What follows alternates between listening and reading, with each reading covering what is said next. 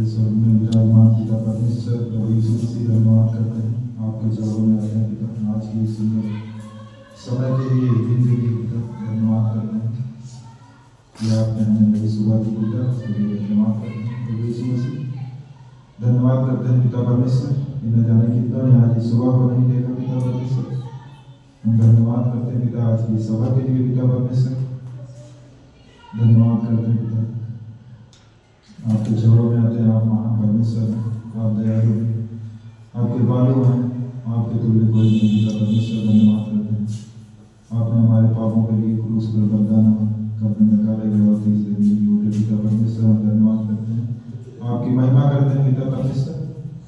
आपके सामर्थ्य से अंधे देखते हैं, लंगड़े चलते हैं, घोड़े सिद्ध किए जाते हैं, मुर्दे जिगाए जाते हैं पिता परमेश्वर। हम धन्यवाद करते हैं कि आप चंगा करने वाले परमेश्वर हैं, आप राजाओं के राजा हैं, आप प्रभुओं के प्रभु हैं पिता परमेश्वर, आप डॉक्टरों के डॉक्टर हैं प्रभु। हम धन्यवाद करते हैं कि आज की सभा को पिता परमेश्वर आप आशीष करना पिता परमेश्वर। और जितने भी भाई बहन आज यहाँ उपस्थित हों, चाहे वो विश्वासी हो पिता परमेश्वर या नए लोग हो पिता परमेश्वर, आप उनके हृदय और आत्मा से बातें करना पिता। आप उन्हें शक्ति और सामर्थ्य देना, बुद्धि और समझ देना पिता परमेश्वर कि हम आपके वचन को समझे पिता। धन्यवाद करते हैं पिता परमेश्वर, धन्यवाद करते हैं प्रभु। आपके चरणों में आते हैं, आप हमारी मदद सहायता करना पिता। जो भी हम वचन पढ़े, वचन को समझने में हमें हमारी मदद सहायता करना प्रभु यीशु। आराधना के द्वारा, वर्षी के द्वारा आप हमारी हृदय और आत्मा से बातें करना। धन्यवाद करते हैं प्रभु, धन्यवाद करते हैं, आपकी महिमा करते हैं पवित्र परमेश्वर। धन्यवाद करते हैं राजाओं के राजा प्रभु प्रभु। धन्यवाद करते हैं पिता, आपका वचन कहता है जहाँ दो या दो से अधिक आपकी महिमा करते हैं पिता, आप उनके बीच में उपस्थित होते हैं। धन्यवाद करते हैं पिता परमेश्वर।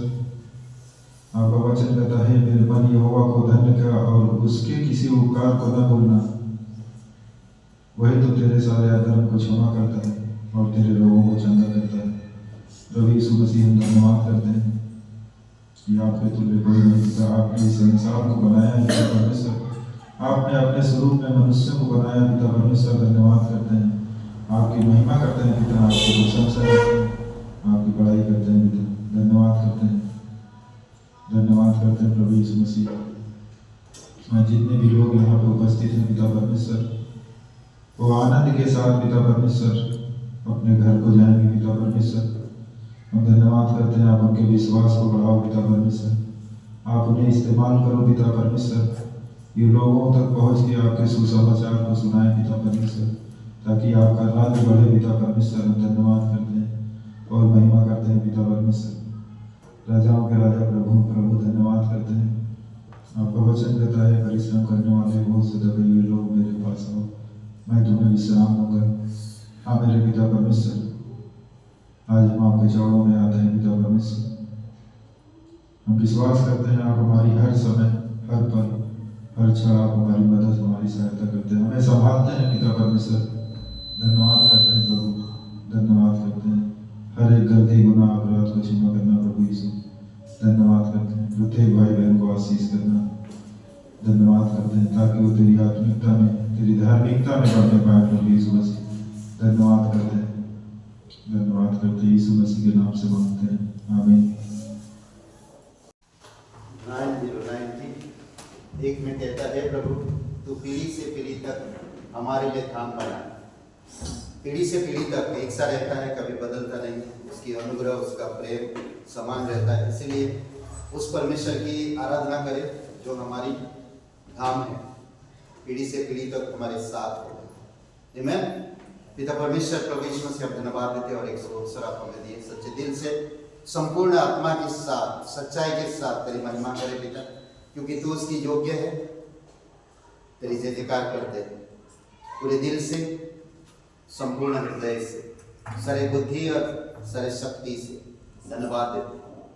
पवित्र पवित्र पराक्रमी सर्वशक्तिमान परमेश्वर, सर्व सामर्थ्य परमेश्वर, सर्व ज्ञानी परमेश्वर, सब जगह पे उपस्थित परमेश्वर, तेरी महिमा करते धन्यवाद देते हैं, यीशु मसीह के नाम से मांगते हैं, आमीन। पूरे दिल से करते हैं हम तेरी आराधना, पूरे दिल से करते हैं हम तेरी आराधना, तेरा आमीन।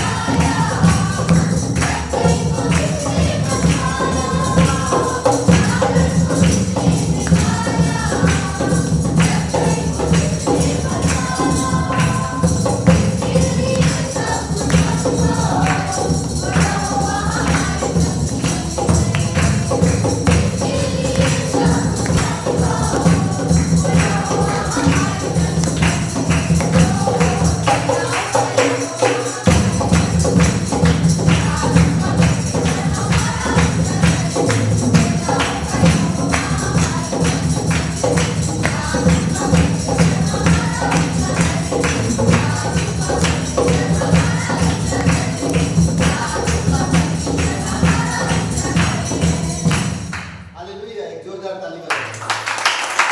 पवित्र महान सर्वशक्तिमान परमेश्वर पिता पर धन्यवाद देते हैं इस सभा के इस दिन के लिए, तेरी अनुग्रह के लिए पिता। धन्यवाद देते आपके प्रेम, निस्वार्थ, आनंद और ना बदलने पर। धन्यवाद आपकी वचनों के लिए जो हमें हर दिन पवित्र करता है। जब हम उसको पढ़ते हैं, जब हम उसको पालन करते हैं, जब तेरे वचन को सुनते, धन्यवाद देते। निर्बलों को बल तू ही देता है, निराशा में आशा तू ही लेकर आता है, बंधन से छुटकारा तू ही देता है, अंधकार से ज्योति में तू ही लेकर आता है।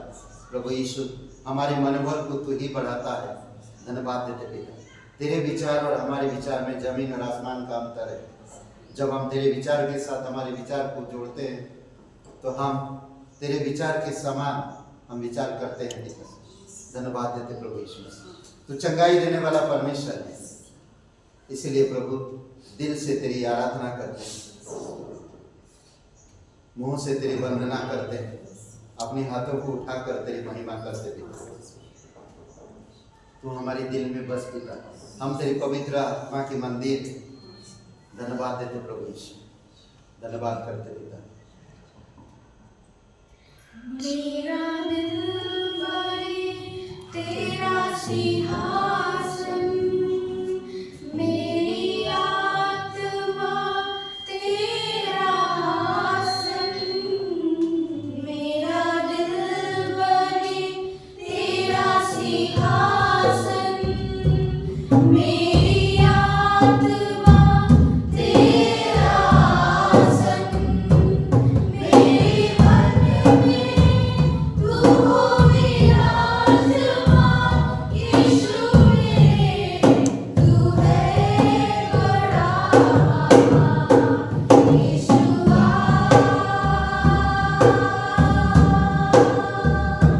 यीशुआ, यीशुआ, मेरे मन में समा जा। यीशुआ, मेरे मन में समा जा। मेरे चेहरे पर तेरी रोशनी चमके, मेरी बातों से तेरी खुशबू महके। मेरे चेहरे पर तेरी रोशनी चमके, मेरी बातों से तेरी खुशबू महके। मेरा जीवन बने तेरी स्तुति का स्थान, तेरी प्रशंसा करे मेरी जुबान। यीशुआ, यीशुआ, यीशुआ, मेरे मन में समा जा। यीशुआ, मेरे मन में समा जा। तुझे देखना मैं चाहूँ, तेरी ओर ही यीशु करीब आऊँ। तुझे देखना मैं चाहूँ, तेरी ओर ही यीशु करीब आऊँ। कितना है तू प्यारा प्रभु, तेरी महिमा मैं सबको सुनाऊँ। यीशुआ, यीशुआ, यीशुआ, मेरे मन में समा जा। यीशुआ, मेरे मन में समा जा। मेरी जिंदगी है तेरी, यीशु तू है शान मेरी। मेरी जिंदगी है तेरी, यीशु तू है शान मेरी। खुद का लहू देकर तूने मेरी जिंदगी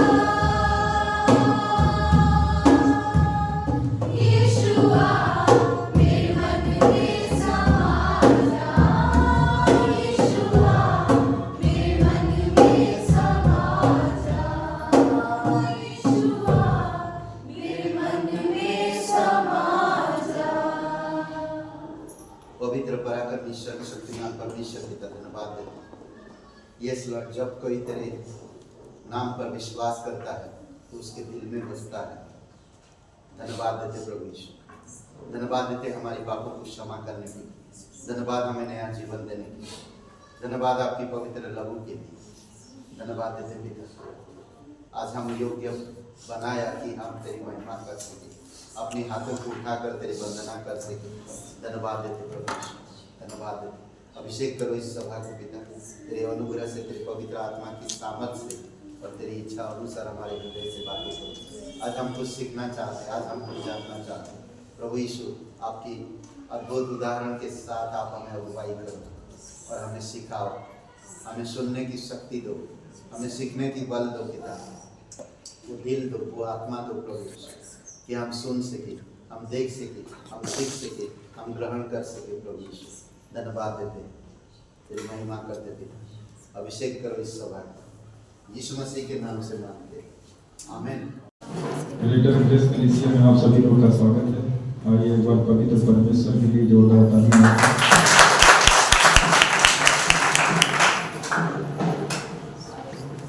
क्या आप सब आनंदित हैं? हालेलुया। यहाँ पर हम एक वचन को पढ़ेंगे, यिर्मयाह अध्याय 4 का 3 वचन है। क्योंकि यहूदा और यरूशलेम के लोगों से यहोवा ने यूं कहा है, अपनी पड़ती भूमि को जोतो और कटीले झाड़ों में बीज मत बो। परमेश्वर उनके लिए कह रहा है जो परमेश्वर विरोधी हैं, बुरे काम को करते हैं। परमेश्वर उनके लिए बोल रहा है कि अपने मन को फिराओ और मेरी ओर बोलो, नहीं तो उस बीज के समान होंगे जो झाड़ियों में बोई जाती है। तो वो बीज क्या होगा? आगे नहीं बढ़ पाएगा। आप लोग जैसा जानते हैं कि रविवार को सभा लगती है 10 बजे, लेकिन हम लोग आते आते 12 बजा देते हैं। और मौसम भी सही हो रहा है, 11 बजे तक सभी लोग आ जाइए। और हम सब एक साथ मिलकर जब परमेश्वर की आराधना करते हैं तो परमेश्वर भी खुश होता है। जैसा आप सभी लोग जानते हैं कि मंगलवार को उपवास प्रार्थना होती है और चर्च ऑफिस में समय 7 बजे। तो आप सभी लोग समय निकाल कर उपवास प्रार्थना में सम्मिलित हुई। परमेश्वर आशीष करेगा आप लोग को। बुधवार को सभा रहती है शाम 7 बजे, चर्च ऑफिस रुचि खंड 2। तो आप सभी लोग का स्वागत है कि वहाँ पर आइए और परमेश्वर की वचन को सुनिए और उसकी महिमा करिए। साप्ताहिक परिवार है जन बहादुर जी, उनके परिवार के लिए प्रार्थना करिए। परमेश्वर में बुद्धि और आत्मिकता में बढ़ाए, स्वस्थ रखे और सुरक्षित रखे। पास्टर बेबी बंगलुरु से हैं, उनके लिए प्रार्थना करें। परमेश्वर पवित्र आत्मा की इच्छा के अनुसार उन्हें अगुवाई करें, स्वस्थ रखे और उनकी कलीसिया बढ़े, नए शिष्य बने। साप्ताहिक जन्मदिन है 21 जनवरी को उन्नति और 22 जनवरी को अंजलि। परमेश्वर इनको आशीष करे और दीर्घायु से ब्लेस करे, इनके लिए प्रार्थना करें। और इन नामों के बाद जो तालियां हो जाए। यहाँ पर कुछ नाम हैं, प्रीति और रचना जी, इनके लिए प्रार्थना करें कि परमेश्वर इन्हें चंगाई दे और जो भी इनको समस्याएं हैं परमेश्वर उस समस्या से इनको आजाद करे, ताकि बड़ी गवाही के साथ भवन में उपस्थित हो। आशा जी शिल्पी गाथा गांव, रोशनी शुक्लागंज, इन नामों के लिए प्रार्थना करें कि परमेश्वर इन्हें संतान से ब्लेस करें। क्योंकि जो हम एक साथ मिलकर प्रार्थना करते हैं लोगों के लिए, परमेश्वर हमारी प्रार्थना को सुनता है। तो आप सभी लोगों से निवेदन है कि इन नामों के लिए खासकर प्रार्थना करें कि परमेश्वर इनके जीवन में अद्भुत काम करे। धन्यवाद।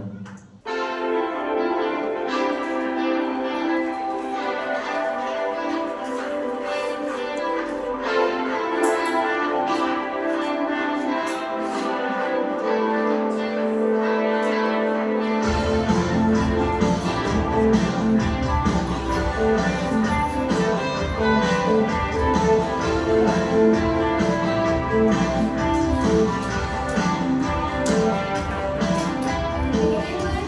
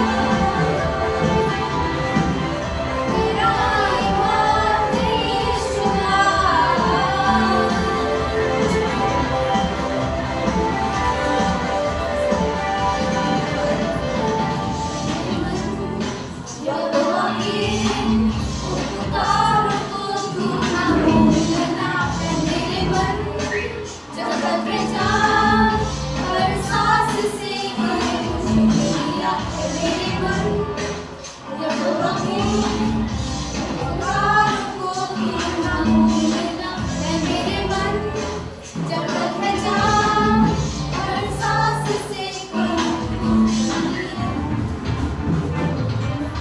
तू ही मेरे जीने की वजह, जब से यीशु तू मिला है, तू ही मेरे जीने की वजह।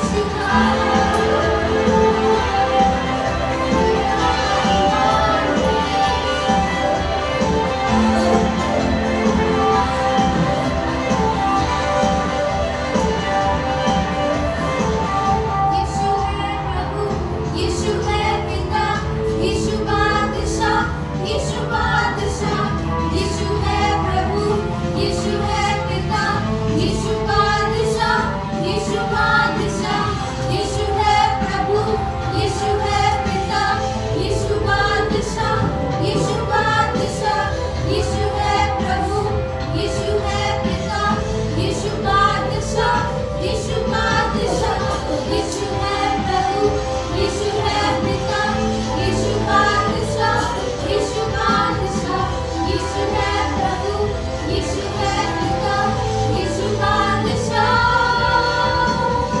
मेरा ईमान जो पर्वत पर बसा, मेरा ईमान यीशुआ। मेरा ईमान है रोशनी जो छुपाए ना छिपे, मेरा ईमान यीशुआ।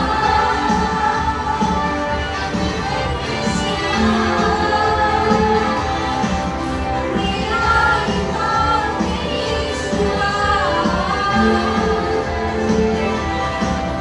मेरा ईमान यीशुआ।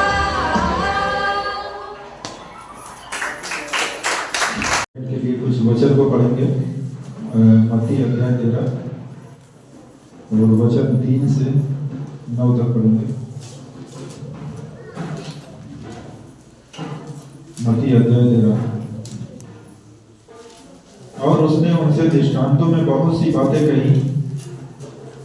एक बोने वाला बीज बोने निकला, बोते समय कुछ बीज मार्ग के किनारे गिरे और पक्षियों ने आकर उन्हें चुग लिया।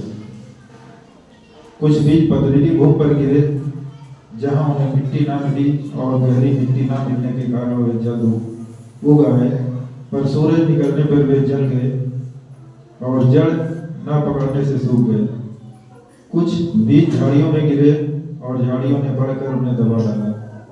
पर कुछ बीज अच्छी भूमि पर गिरे और फल लाए, कोई 100 गुना, कोई 60 गुना, कोई 30 गुना। जिसके काम हो सुन ले। परमेश्वर का वचन कहता है यहाँ पर कि हम लोग आज अपने बीज को कहाँ बोते हैं। अगर हम परमेश्वर के राज के लिए करते हैं तो वचन 8 में कह रहा है कि कोई 30 गुना, कोई 100 गुना, कोई 60 गुना प्रतिफल आएगा। तो आज आपको ये प्रण करना है कि हमें अपने बीज को कहाँ बोना है।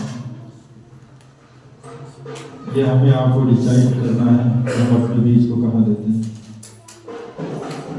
वचन के द्वारा अगर हम पथरीली भूमि पे बीज को बोएंगे तो बीज उगेगा, लेकिन जब धूप होगी तो क्या होगा, वो सूख जाएगा। तो अपने मन को तैयार करिए और अपने बीज को परमेश्वर के लिए उसके भवन में, उसके राज में बोलिए, ताकि हमारा आगे का जीवन आसान हो। और ये अपने भेंट को अपने हाथों में लीजिए, अपने हृदय को तैयार करिए, प्रार्थना करते हैं। प्रभु यीशु मसीह, धन्यवाद करते हैं, आपके चरणों में आते हैं पिता परमेश्वर। आप महान है पिता, आपके तुल्य कोई नहीं। धन्यवाद करते हैं पिता परमेश्वर आज की सभा के लिए। हम धन्यवाद करते हैं जितने भी भाई बहन आज यहाँ उपस्थित हैं पिता परमेश्वर, जो अपने मन को तैयार कर रहे हैं पिता परमेश्वर, अपने आपके राज्य को, अपने बीज को बोने के लिए पिता परमेश्वर। आप उन्हें आशीष करना पिता परमेश्वर, उनके जीवन में कोई घटी कभी ना हो पिता परमेश्वर। धन्यवाद करते हैं तो जितने लोग पिता आपके राज्य में हो रहे हैं पिता, उनके जीवन में 30 गुना नहीं, 60 गुना नहीं, 100 गुना प्रतिफल आने पाए यीशु मसीह तेरे नाम से। हम धन्यवाद करते हैं, उनके खत्ते भरे पूरे हो पिता परमेश्वर, उनके जीवन में कोई घटी ना हो पिता परमेश्वर। हम धन्यवाद करते हैं और प्रार्थना करते हैं पिता परमेश्वर, क्योंकि आपका वचन है, कहता है कि यहोवा मेरा चरवाहा, मुझे कुछ घटी ना होगी पिता परमेश्वर। हम धन्यवाद करते हैं और यकीन करते हैं पिता परमेश्वर, जितने भी भाई बहन आज आपके राज्य के लिए बोया है पिता परमेश्वर, हम विश्वास करते हैं कि उनके जीवन में कोई घटी नहीं होगी पिता परमेश्वर। आप सबको आशीष करें पिता परमेश्वर। धन्यवाद करते हैं, यीशु के नाम से मांगते हैं, आमीन।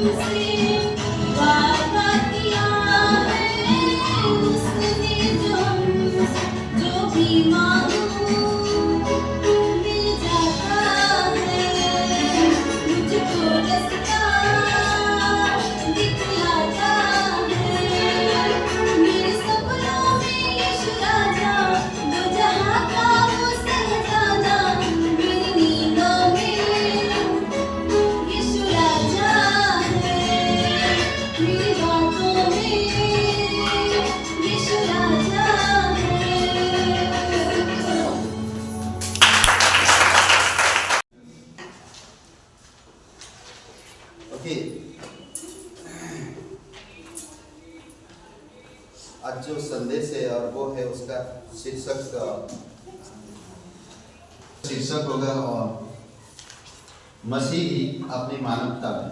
ओके, यीशु मसीह अपनी मानवता में, यानी कि यीशु मसीह इंसान में जब था तो वो किस तरह से रह रहा था और किस तरह से उसने जीवन बिताया, उसके ऊपर हम लोग थोड़ा सा ध्यान देंगे। हाँ, और एक चीज आज हम संसार में देखते हैं ना, संसार में क्या देखते हैं, कई बार लोग जब जिंदा है उसकी कदर नहीं करते, जब इंसान मर जाता है तो उसकी तारीफ करते हो, वो बुरा भी हो तो भी अच्छा था ना, कैसे उसका रहा, कैसे उसके साथ दिन बिताया, वो सच्चाई को जाहिर नहीं करते पर उनका दिल रखने के लिए तारीफ करते हैं। हाँ, मरने के बाद समझ रहे, छोड़ के सब चले जाने के बाद उसका तारीफ करते हैं पर उसके जीवन की सच्चाई को नहीं बताते। मैंने ऐसा कई बार देखा है लोगों की, जब मैं उनकी जो तेरहवीं होती, 12वीं होती, क्या बोलते, 13वीं जो भी, उसमें गया और लोगों को मैंने देखा कि वो लोग गवाही दे रहे हैं आके, उसकी अच्छाई की तारीफ करते हैं ना, उसकी अच्छाई की, और उसकी बुराई की तारीफ नहीं करते। तो इसीलिए कई बार हम लोग देख सकते हैं बहुत सारे लोग हैं जो विद्वान लोग हैं, उनकी किताबें लिखी गई है उनके बारे में जानने के लिए, उन्होंने क्या किया, उन्होंने कैसे जीवन बिताया, कितना शादी की है, कितने बच्चे उनकी, कितनी परिवार है, क्या देश के लिए क्या किए, राज्य के लिए क्या किए, समाज के लिए क्या किए, सब चीजें लिखा देता है उसमें, सब चीजें, और उसको पढ़कर लोग जानकारी लेते हैं कि वो व्यक्ति ऐसा था।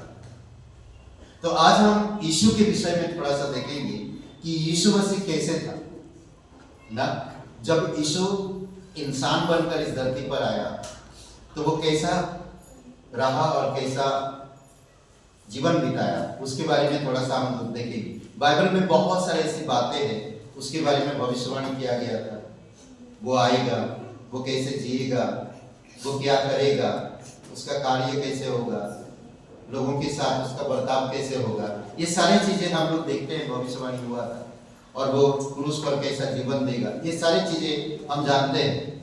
तो आज हम देखेंगे। आइए उससे पहले प्रार्थना करते हैं। पवित्र परमेश्वर पिता, हम धन्यवाद देते हैं, तू हमारा परमेश्वर है, हम तेरे लोग हैं, तू हमें संसार से बुलाया और तू बुलाता है और चुनता भी है, तेरी आत्मा के अनुसार तू अगुवाई कर दे। आज हमारी हृदय आत्मा से बातें कर, हम आपको करीब से जान सके, हम समझ सके कि आप किस तरह का परमेश्वर, और जब इंसान बनकर इस धरती पर थे यीशु मसीह, हम समझ सके। आप सहायता करो, दयालु और करुणामय परमेश्वर, धन्यवाद देते हैं। प्रत्येक हृदय आत्मा को अभिषेक करो, यीशु मसीह के नाम से मांगते हैं, आमीन। ओके,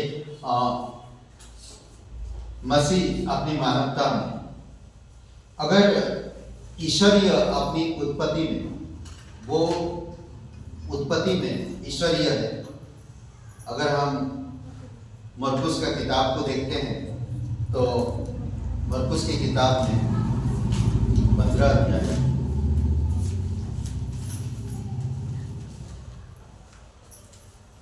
यीशु मसीह कैसा 15 अध्याय और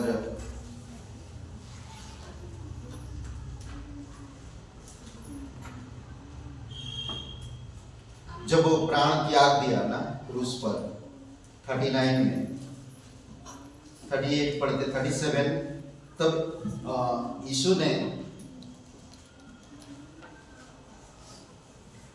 यीशु ने बड़े शब्द से चिल्लाकर कहा, 37 में, तब यीशु ने बड़े शब्द से चिल्लाकर प्राण छोड़ दिया और परमेश्वर का मंदिर का पर्दा ऊपर से नीचे तक फटकर 2 टुकड़े हो गए।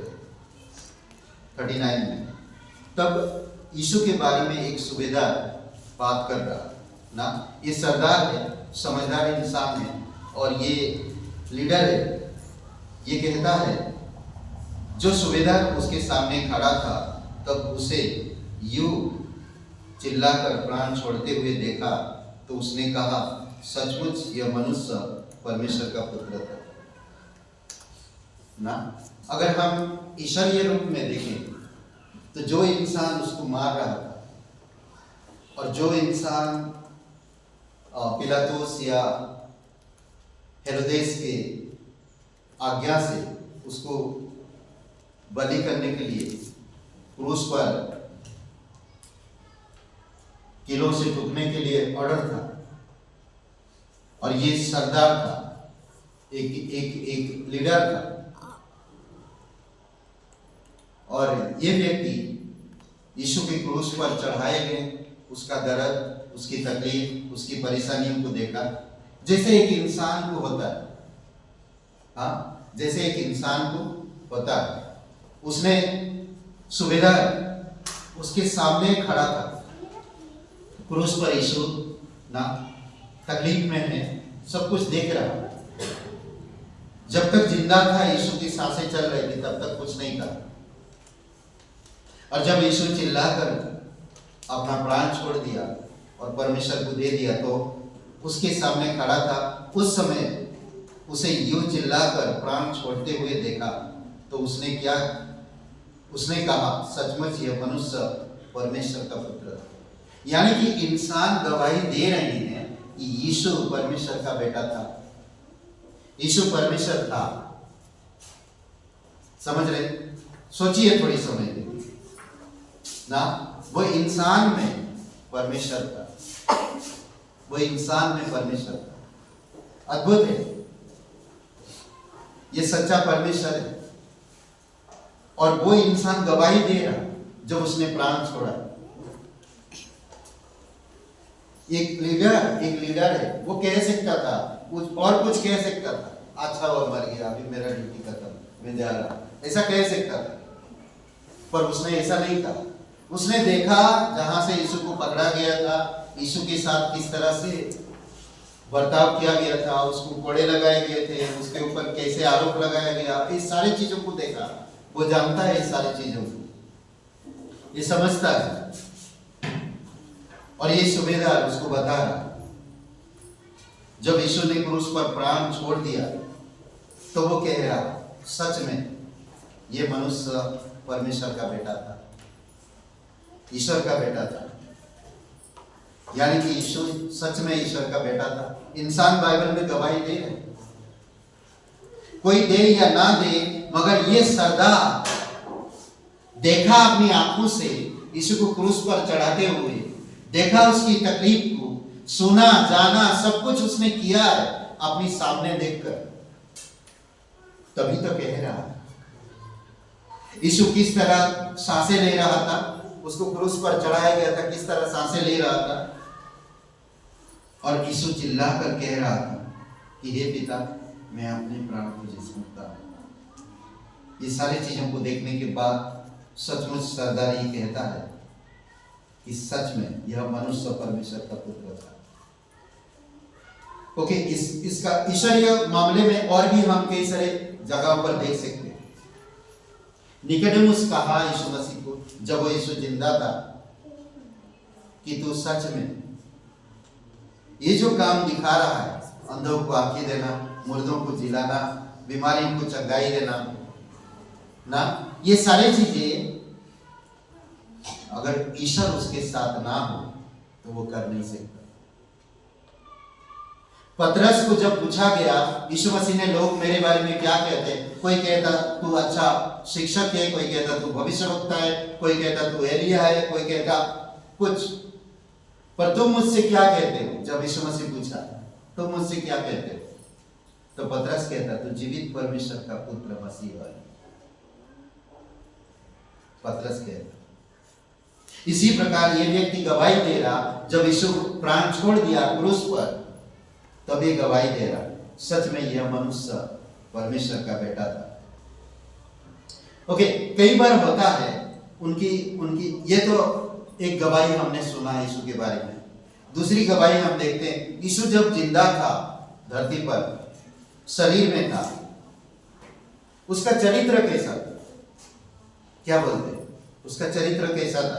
आज लोगों की चरित्र से हम समझ सकते हैं वो कैसा है ना, उसकी चरित्र से हम समझ सकते हैं। कई बार आप बातों से नहीं समझ सकते, कई बार आप लोगों की बातों से नहीं समझ सकते, उनकी चरित्र को बातों से नहीं समझ सकते। जब तक आप उनको करते हुए नहीं देखोगे तब तक आप समझ नहीं सकते। यीशु मसीह निर्दोष था, उसकी चरित्र में वो निर्दोष था, उसमें कोई दोष नहीं था। उसने कभी इस प्रकार की काम नहीं किया जिससे लोग उंगली उठाए। वो इंसानियत में रहकर, मानवता में रहकर ऐसा कोई काम नहीं किया जिससे दोष लगा सके। आज बहुत सारे लोगों की कैरेक्टर आप देख सकते हैं, चरित्र देख सकते हैं। कोई इंसान ऐसा होता है कि दूसरों के दिल की बात निकाल लेता है, ऐसे ऐसे इंसान। कोई इंसान ऐसा है, शक्ल देखकर जाने नहीं आप कोई बड़ी दुख से गुजर रहे हैं, नहीं। आप यीशु को देखकर क्या बोलते, क्या क्या कहते, उसका चरित्र कैसा होगा। कई बार लोग आपका स्वभाव, आपकी गुण, आपके चरित्र को तब जान पाते हैं जब आप काम करते हैं, नहीं तो नहीं जान सकते। अभी आप गधे को कैसे गधे समझ लेते हैं, बिल्ली को आप बिल्ली कैसे समझ लेते हैं, क्योंकि लिखा हुआ है ये गधा है, ये बिल्ली है, तभी हम जानते हैं। पर गधे का कभी कभी बच्चों को हम लोग बोलते नहीं, गधा कहीं का नहीं बोलते हैं ना, बोलते हैं या नहीं बोलते, बोलते हैं। क्यों बोलते हैं, क्यों बोलते हैं, गधे जैसे हरकतें कर, इसीलिए बोलते हैं हम गधा कहीं ना। तो कई बार आप देख सकते हैं कोई इंसान अगर खून खराबा करता है, आदमी का मांस खाता, तो क्या बोलेंगे आप, क्या बोलेंगे, राक्षस बोलेंगे। समझ पा रहे हैं, कुछ चीजों में हम लोगों को ऐसा चरित्र को समझ पाते हैं, ऐसा होता है। निर्दोष था यीशु मसीह, पूर्ण रूप से निर्दोष था उसकी चरित्र में, अपनी चरित्र में। लूका का 4 खोलिए, लूका का 4, सॉरी लूका का 23 लूका 23 और वचन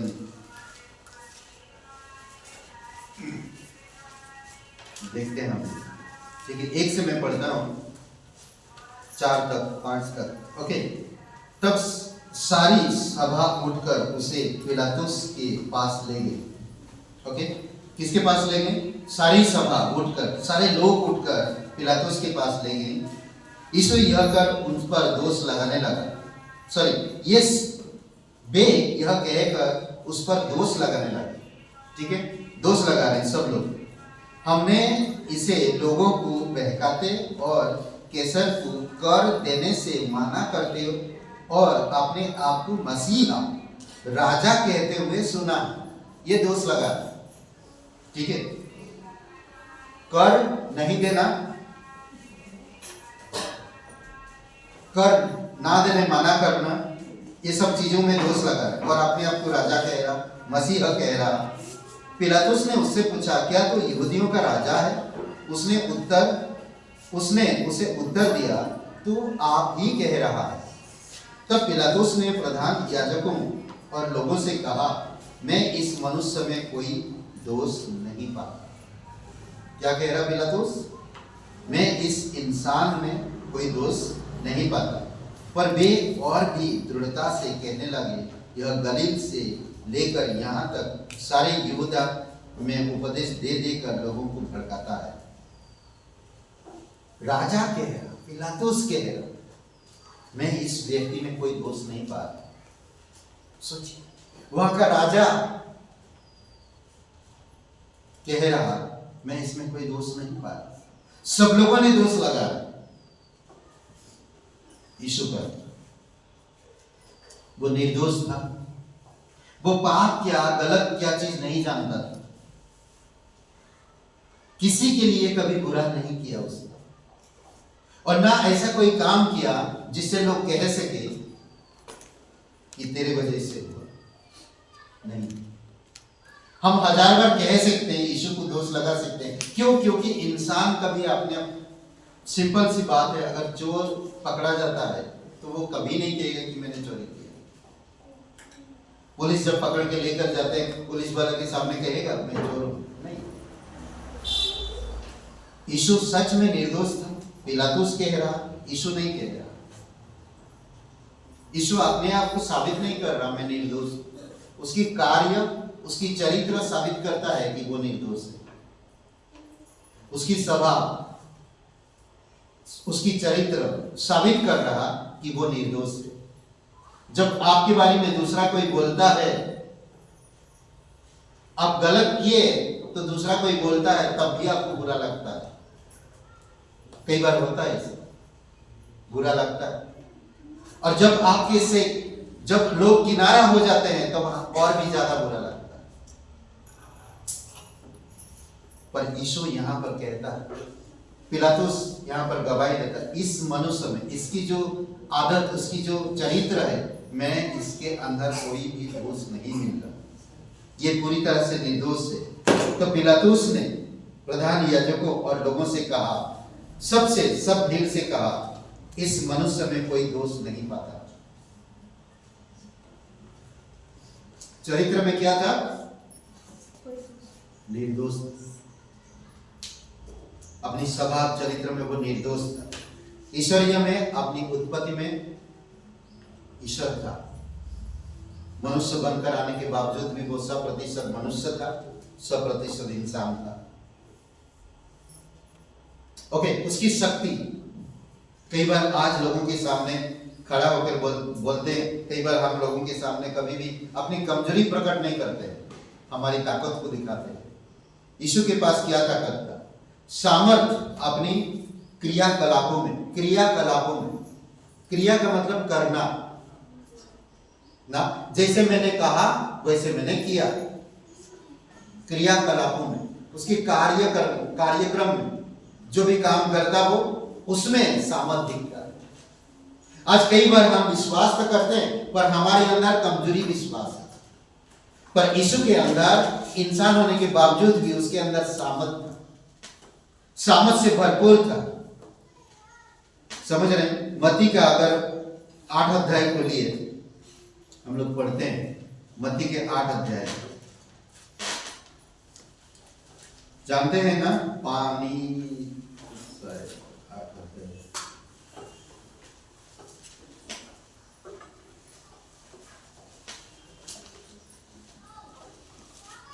जब चेले लोगों ने सब क्या किया, डरने लगे, वो लोग सोचने लगे अब हम मरने वाले हैं, अब हम लोगों से कुछ नहीं होने वाला। तो वो लोग क्या किया? देखिए वचन में 18 से पढ़ता, यीशु ने जब अपने चारों ओर बड़ी भीड़ देखी तो झील के उस पार जाने का आज्ञा दी। तब एक शास्त्री ने पास आकर उससे कहा, हे गुरु, यहाँ जहां कहीं तू जाएगा मैं तेरे पीछे बोलूंगा। यीशु ने उससे कहा, लमड़ियों के लिए भट और आकाश के पक्षियों के बसेरे होते हैं, परंतु मनुष्य के पुत्र के लिए सिर धरने की भी जगह नहीं है। एक और चेले ने उससे कहा, हे प्रभु, मुझे पहले जाने दे कि मैं अपने पिता को गाड़ दूं। यीशु ने उससे कहा, तू मेरे पीछे बोल। मैं सही पढ़ रहा हूं ना? सॉरी, ये वचन नहीं है।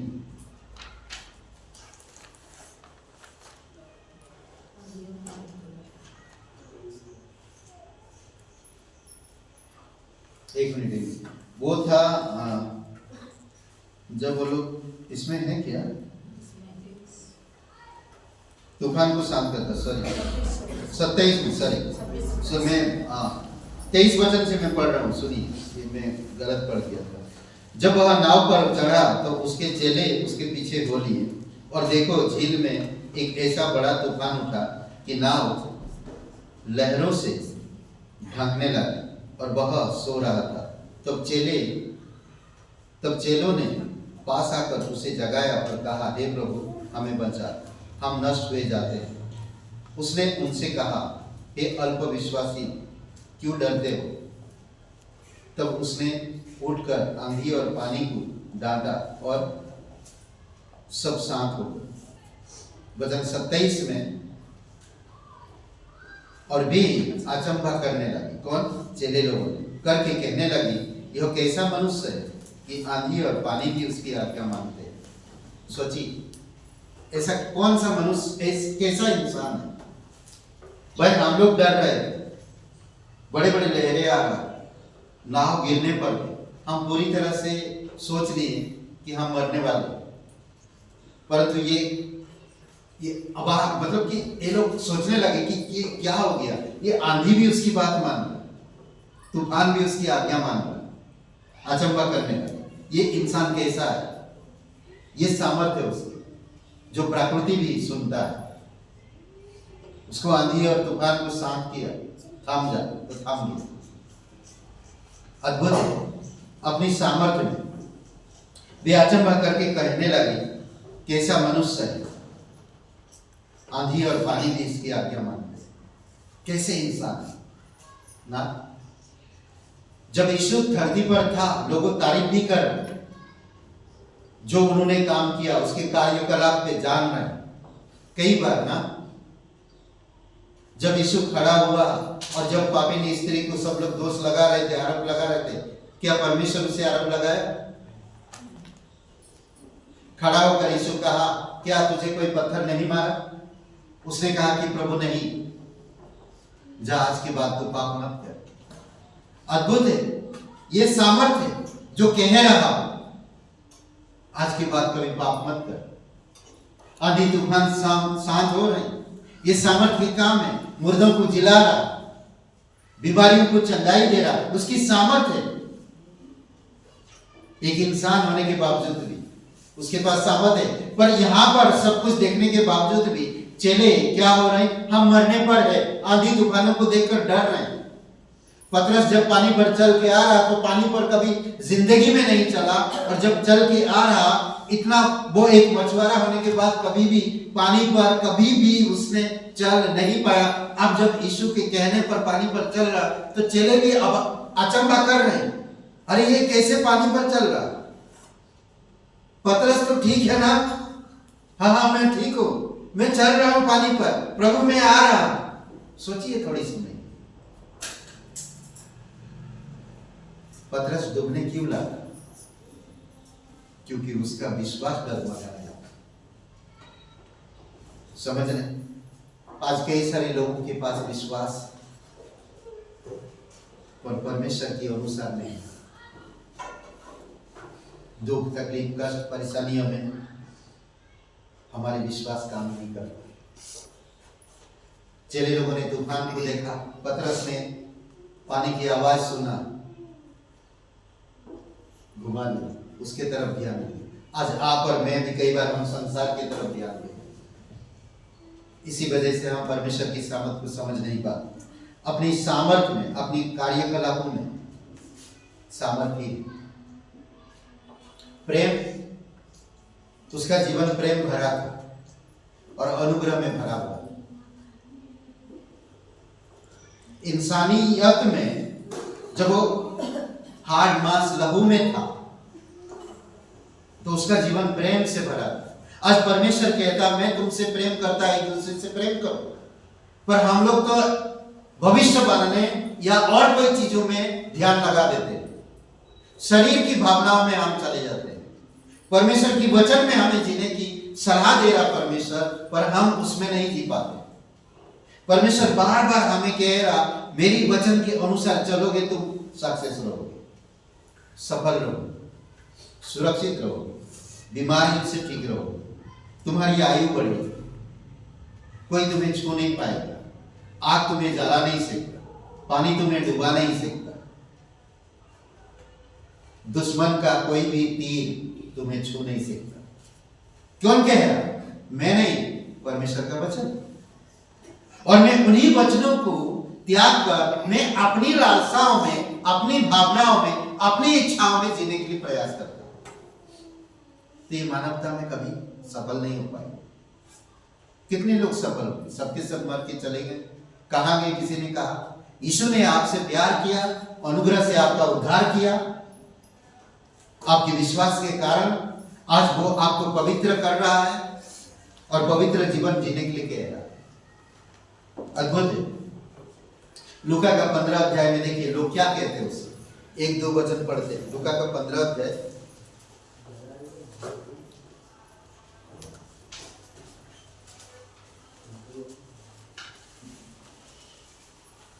खोलिए, लूका 15 अध्याय।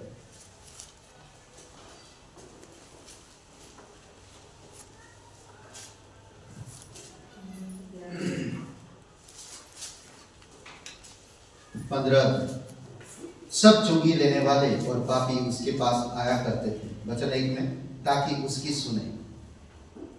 आप सुनिए, बड़े बड़े पढ़े लिखे लोग थे, प्रेम तो करते नहीं, परंतु दूसरे के कार्य में टांग अड़ाना उनको आता है अच्छी तरह से। पर फरीसी और शास्त्री गुड़गुड़ा कर कहने लगे, यह तो पापियों से मिलता और उनके साथ खाता भी है। समझ रहे? अब लोगों के सामने ये कह रहे हैं, अरे ये तो बेकार आदमी पापियों के साथ रहता है, उसका ना तो रहने का ठिकाना ना तो खाने का ठिकाना। गुड़गुड़ा कर कह रहे। लोगों के माइंड में क्या जा रहा बातें?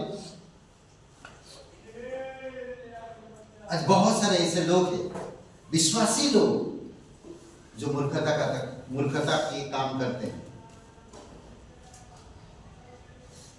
समझ रहे? ना तो परमेश्वर उनको बार बार कह रहा प्रेम से जियो, अनुग्रह में जियो। यूहन्ना का 1 अध्याय और वचन 16 में 17 में कहता है कि हम उसकी परिपूर्णता से परिपूर्ण हुए, अनुग्रह पर अनुग्रह हम प्राप्त किए, उसकी प्रेम हमें मिला, उसी प्रेम से हम दूसरों को प्रेम कर सकते हैं। प्रेम अपनी अनुग्रह में। लूका का 15:2 में लोग क्या क्या बोल रहे, फिर भी यीशु मसीह उनसे प्यार करता है, फिर भी उनको प्यार करता है। समझ रहे? शास्त्री फरीसी उसके बारे में क्या कहता है, ये कैसा मनुष्य है, पापियों के साथ उठता बैठता खाता पीता है। फरीसी शास्त्री कुड़कुड़ा कर कहने लगे, पापियों से वो प्रेम करता है। यहूदा कितना गलतियां किया, पापिनी स्त्री को लेकर लोग चारों तरफ भीड़ जमा हो गया, पर यीशु ने लोगों का साथ नहीं दिया। परमेश्वर के वचन को ध्यान दिया। परमेश्वर प्यार करता है उस औरत से, परमेश्वर से जानता है। कई बार होता हम लोगों की शिक्षा के बारे में बात करते हैं, कितना शिक्षा किया, शिक्षा के ऊपर ज्यादा बल दे नहीं। अद्भुत अपनी शिक्षा में यीशु मसीह अद्भुत है अपनी शिक्षा में। कहता है यूहन्ना का 7:46 में, यूहन्ना 7:46 खुलिए।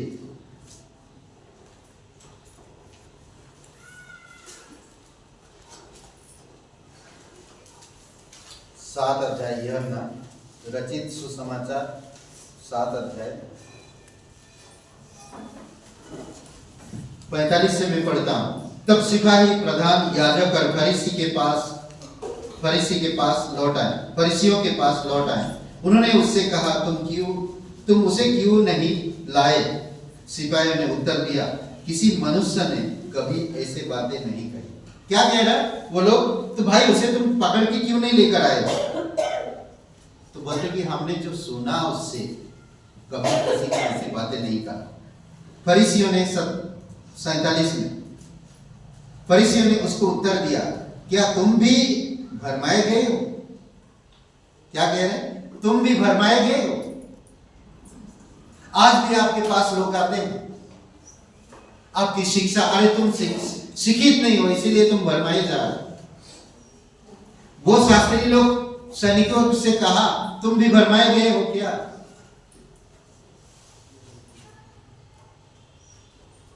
सोचिए, यीशु मसीह के पास मूर्ख लोग आए, जो लोगों को कुछ आता नहीं, शास्त्री फरीसी उसकी शिक्षा को नहीं समझ पाए। कितना शिक्षा, आज किसी इंसान को अगर कहां तक पढ़े लिखे हो, कहीं पर भी जब जाओगे कहां तक पढ़े हो, 10वीं पास हो या नहीं, 12वीं पास हो या नहीं, कॉलेज कभी गए हो या नहीं, आज हर जगह पे पढ़ाई की जरूरत पड़ती है, पढ़ा लिखा हो या नहीं, समझ रहे हैं? पर यीशु की शिक्षा देखकर सिपाही लोगों ने कहा, फिर देखिए 48, क्या सरदारों या फरीसियों में से किसी ने भी उस पर विश्वास किया है? परंतु ये लोग तो व्यवस्था नहीं जानते, सापित है। जो लोग व्यवस्था को नहीं जानते, सापित है। वो बता रहे, निकोदेमुस ने जो पहले उसके पास आया था और उनमें से एक था, उसने कहा, क्या हमारी व्यवस्था किसी व्यक्ति को जब तक पहले उसको सुनकर जान ना ले कि वह क्या करता है, दोषी ठहराते हैं? उन्होंने उससे उत्तर दिया, क्या तू भी गलील का है? ढूंढ और देख कि गलील में ऐसा कोई भविष्यवक्ता प्रकट हो सकता है। गलील एक ऐसा शहर था, बोलते कि वहां पर पढ़े लिखे शिक्षित लोग या कोई इंटेलिजेंट लोग, समझदार लोग नहीं पैदा होते, फरीसी शास्त्री मान लो। आज भी हमारे देश में भी बहुत सारे ऐसे जगह पर है, ऐसे गांव के बारे में बोलते हैं, जो उस गांव से कभी शिक्षित लोग आएगा, कभी आईपीएस, कभी मंत्री उस गांव से आ सकता है? असंभव है। कभी कभी ऐसा देखें कि उस गांव से, अभी यूपी में एक गांव है, उस गांव से हमें हर साल एक आईपीएस निकाल के आता है। सोचिए, और शास्त्री फरीसी भी वही कह रहे हैं, क्या गलील में कभी ऐसा हो सकता है? शिक्षित कभी ऐसा अच्छा बात करने वाला कोई पैदा हो सकता है? तुमने कभी देखा, तुमने कभी सुना? ढूंढ लो, ऐसा कोई व्यक्ति आया, ढूंढ के बताओ। मुझे अच्छा लगता है ये, जब शास्त्री फरीसी सिपाहियों से पूछा, किसी मनुष्य ने कभी ऐसी बातें नहीं की। शिक्षित होने के बावजूद भी लोगों ने इस प्रकार की बातें नहीं की जो बातें हमने सुनी, जो देखा हमने, जो सुना, ऐसे कभी बात नहीं की। शास्त्री फरीसी ऊपर भी बोलते, तुम लोग भी भरमाए गए। समझ रहे? वो अपनी बुद्धि में भरमाए गए शास्त्री फरीसी। ये था उसकी अद्भुत शिक्षा में। उसकी, भले वो शिक्षित ना हो, परंतु शिक्षकों का शिक्षक है। यीशु मसीह जब इंसानियत में था, आज बहुत सारे लोग आपको कहेंगे, अशिक्षित लोग यीशु के पास आते और वही शिक्षित हो जाते। जानते हैं, चेले लोगों को कहा, क्या ये वो मछुआरे लोग नहीं है? भाई इतनी ज्ञान इनके पास कहां से आया? इतनी ज्ञान कौन दे दिया? परमेश्वर की वचनों में समझ और ज्ञान और बुद्धि भरपूर है, भरपूर है। ओके, कई बार हम लोग, इंसान जब इंसानियत में रहता है तो सब चीजें रहता, शिक्षा, शक्ति, प्रेम और दया, चरित्र, फिर भक्ति भी होता है। भक्ति भी एक इंसान का हिस्सा है, इंसान की जब तक जिंदा रहता। तो यीशु भी था, तो उसकी भक्ति कैसा थी ना?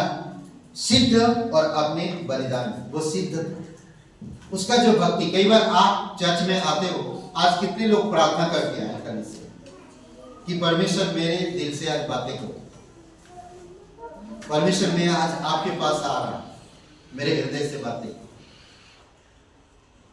अब अगर आप कोई मंदिर में जाते हैं तो थाली फूल सजा के, नारियल सजा के लेकर जाते हैं ना,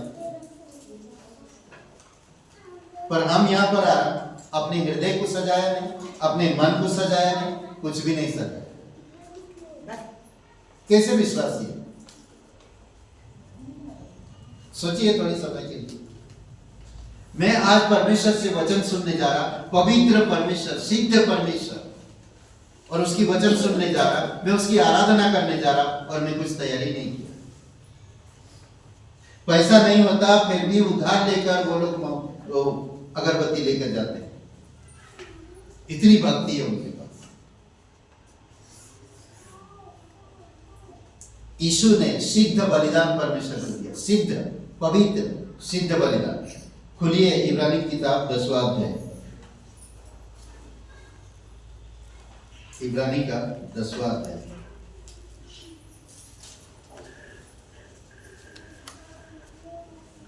ओके,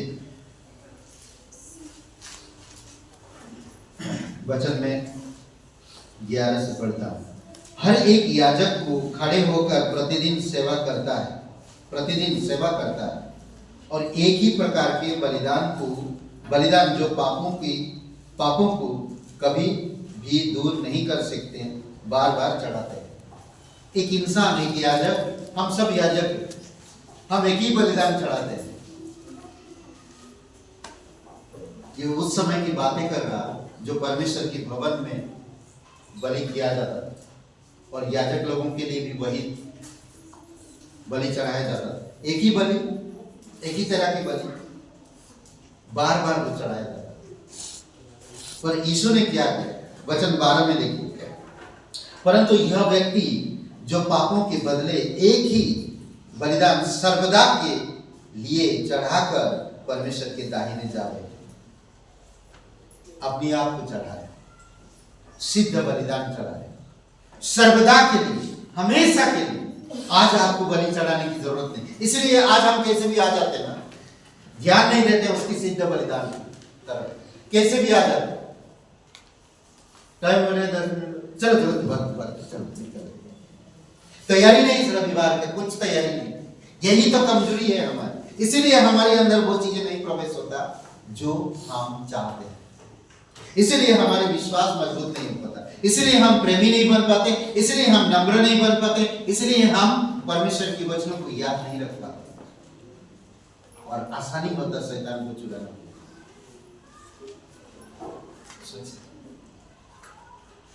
कितना टॉर्चर किया गया यीशु मसीह, कितना टॉर्चर किया गया यीशु मसीह। अपने कार्य से हटा नहीं, टॉर्चर तो यीशु मसीह सहा, हम लोग नहीं। समझ रहे हैं? सिद्ध बलिदान हमेशा के लिए। वचन 13 में कहता है, और उसी समय से इसकी बात जो हो रहा है कि उसके बैरी उसके पांव के नीचे की पीढ़ी बनी, क्योंकि उसने एक ही चढ़ावे के द्वारा उन्हें जो पवित्र किए जाते हैं सर्वदा के लिए सिद्ध कर दिया है। और पवित्र आत्मा भी हमें यही गवाही देता, क्योंकि उसने पहले कहा था, प्रभु कहता है, जो बचा मैं उन दिनों के बाद उनसे बांधूंगा वह यही है कि मैं अपने नियमों को उनके हृदय पर लिखूंगा, और मैं उनके विवेक में डालूंगा। अद्भुत है ना? फिर 17 वचन में गया, फिर वह यह कहता है, मैं उनके पापों को और उनके अधर्म के कामों को फिर कभी स्मरण ना करूंगा, और जब उनकी क्षमा हो गई तो फिर पाप का बलिदान नहीं रहा। आज हमें वचन के अनुसार आना है परमेश्वर के पास, अपने आप का इनकार करना है, अपने आप का इनकार करना। सब कुछ प्रभु कर दिया है, वो इंसान सब कुछ कर दिया जब इस धरती पर रहते हुए, सब कुछ कर दिया, अपने आप को चढ़ा दिया। आपको मुझे आज चढ़ाने की जरूरत नहीं है, हमें सिर्फ वचनों में बढ़ने की जरूरत है। समझ रहे? आखिरी में मैं एक बात कहना चाहता कि यीशु जब इंसान में, धरती पर मानवता में था, तो वो कभी बदला नहीं, वो कभी बदला नहीं, या किसी को कहकर बदला नहीं। आपसे कोई वादा किया और वादा बदल दिया, ऐसा कभी नहीं किया। अपरिवर्तनीय, आपने याजकपन में अपरिवर्तनीय, वो कभी बदलेगा नहीं। समझ रहे हैं? इब्रानी का 7वां अध्याय 22 से 25 में हम लोग पढ़ते हैं। इस प्रकार यीशु एक उत्तम वाचा का जामीन ठहरा। जामीन का मतलब समझ रहे हैं? यीशु उत्तम वाचा का जामीन ठहरा। वे तो बहुत बड़े संख्या में याजक बनते आए। इसका कारण यह था कि मृत्यु उन्हें रहने नहीं देती थी, पर यह युगानुयुग रहता है। इस कारण उसका याजक पद अटल है। उसका याजक पद अटल है, युगानुयुग रहता है, और उसका याजक पद हमेशा अटल है। आज आपको मुझे कुछ करने की जरूरत नहीं, आज हमें कुछ करने की जरूरत नहीं। परमेश्वर जो कहता है सिर्फ उसके अनुसार करना। आपको भेंट चढ़ाने की जरूरत नहीं, आपको बलि करने की जरूरत नहीं, अपने आप को कमजोर बनाने की जरूरत नहीं। सिर्फ उसकी आत्मा को समझना, उसके सिद्धांतों में बने रहना, उसकी आज्ञाओं का पालन करना, उसकी वचनों को रोज पढ़ना।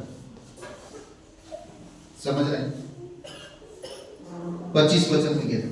इसीलिए जो उसके द्वारा परमेश्वर के पास आते हैं वह उनका पूरा पूरा उद्धार कर सकता है, क्योंकि वह उनके लिए विनती करने को सर्वदा जीवित है। अद्भुत है, अद्भुत है। यीशु मसीह मानवता में कभी बदला नहीं, कोई भी चीज पर हमेशा के लिए ना अपरिवर्तनीय चीजें बना दिया है। अपनी सामर्थ्य में, अपने प्रेम और अनुग्रह में, अद्भुत कार्य में आज एक विश्वासी परमेश्वर की आज्ञा के अनुसार वैसे बन सकता है, प्रयास करा जाए। पर कई बार अपना इच्छाएं हमें वो जीने नहीं देता, हमें वो बनने नहीं देता। कई बार हम अधीन में नहीं आना चाहते। परमेश्वर होकर हमारे बीच में आया, वो कि इंसान बनकर उस पर आरोप लगाया गया, तब भी वो चुप रहा। ये कभी नहीं कहा कि मैं तुम लोगों के लिए इतना कुछ किया, कभी नहीं कहा। फिर भी तुम लोग मुझे क्रूस पर चढ़ाओगे, इतना तकलीफ दोगे, मुझे क्यों आरोप लगा रहे हो? मैं तुम लोगों का भलाई किया हूं, मैं तुम लोगों का भूत प्रेत को निकाला हूं, तुम्हारी बीमारी को ठीक किया हूं। ये कभी नहीं कहा। जब वो इंसानियत में रहा, वो परमेश्वर के लक्ष्य को पूरा किया। एक इंसान को रहने का तौर तरीका सिखाया। आज आपके पास भी वो शक्ति है, आज आपके पास भी वो सामर्थ्य है। यूहन्ना की किताब में कहते हैं कि तुम मेरे से भी बड़े बड़े काम कर सकते हो, विश्वास के द्वारा। मैं आधी तूफान को देखकर डरूं क्यों? जीना मरना उसी के हाथ में। अगर मैं विश्वास करता वो मेरे अंदर बसा हुआ, वो नाव क्या है? ये मेरा शरीर है, और यीशु मेरे दिल के अंदर बसा हुआ है पवित्र आत्मा के द्वारा। और मैं आंधी तूफान को चारों तरफ से मुझे झेलना पड़ेगा। यीशु अंदर सो रहा है, मैं क्यों डरूं? मैं क्यों भयभीत हूं? आंधी हो या तूफान, कमजोरी, आर्थिक, पैसों की, फैमिली प्रॉब्लम, रिलेशनशिप, ये सारी चीजें मेरे जीवन में आएगा, बट मैं क्यों डरूं? परमेश्वर मेरे साथ। तो आंखें बंद कर लें। पिता परमेश्वर, आप धन्यवाद देते हैं। कोई भाई बहन है, आप नहीं जानते इस जीवन ज्ञान के बाद आप कहाँ आनंद बिताएंगे।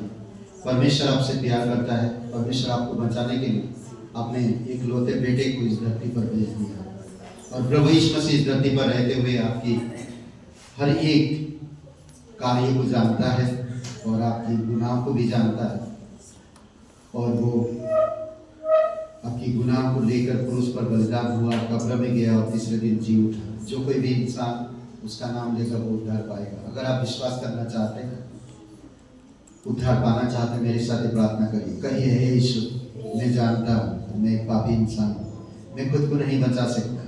मैं धन्यवाद देता हूँ, मेरे पापों के लिए आपने बलिदान हुआ, कब्र में गया, तीसरे दिन जी उठा। मैं इस बात पर विश्वास करता हूँ, मुझे माफ कर दीजिए, मेरे हृदय में आइए, मुझे नया जीवन दीजिए। तू मेरा मुक्तिदाता, तू मेरा उद्धार करता, तू पवित्र परमेश्वर का इकलौता बेटा, यीशु नासरी के नाम से आमीन। मेरी आशा यीशु, तू ही मेरा श्वास, तू ही ना होता तो मैं ना। मेरी आशा यीशु, तू ही मेरा श्वास, तू ही ना होता तो मैं ना।